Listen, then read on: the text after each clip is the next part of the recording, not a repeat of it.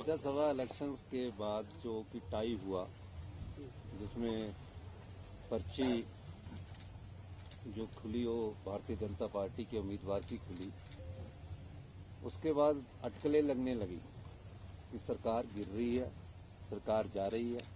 और भारतीय जनता पार्टी ने जिस प्रकार के तंत्र का प्रयोग किया वो सबके सामने है। हिमाचल की संस्कृति में इस प्रकार पहले कभी नहीं देखा गया। और दूसरी बात कि सरकार का सेशन चल रहा था, और जब सरकार का सेशन चल रहा था तो हमारा बजट फाइनेंशियल में पास होना था।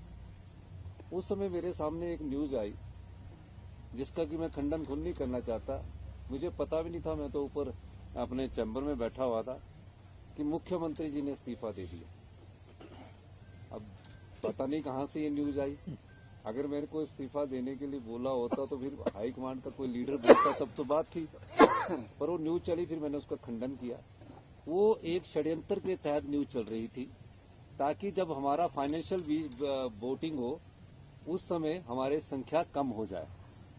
मैं एक चीज पूछना चाहता हूं, भारतीय जनता पार्टी किस मेजोरिटी की बात कर रही है?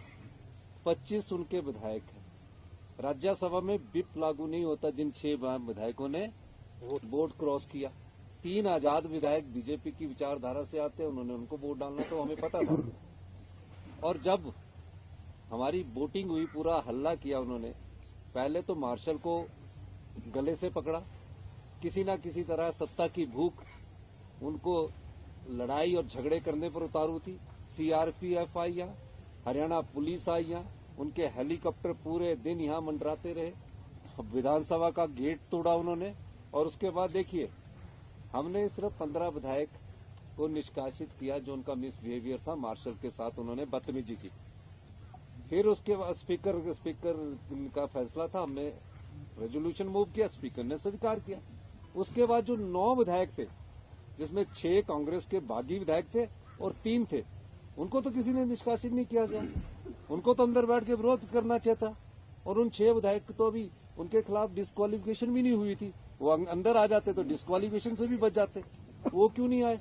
उनको डर था, क्योंकि वो चुरा कर विधायक लेकर अभी भी हरियाणा में ठहरे हुए।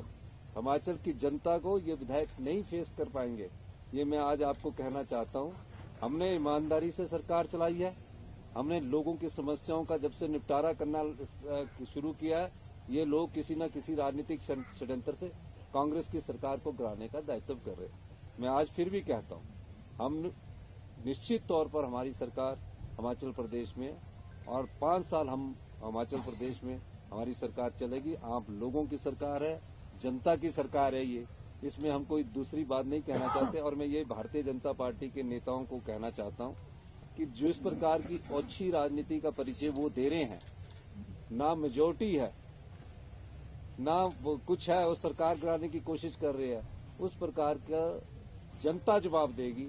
विधायक तो चले गए, जनता के वोट से जो विधायक चुनकर आता है और उसके बाद बिक जाता है, तो जनता के उस क्षेत्र की जनता उनका फैसला आने वाले समय में जरूर करेगी। बूढ़ा साहब, मेरा सवाल रह गया, आप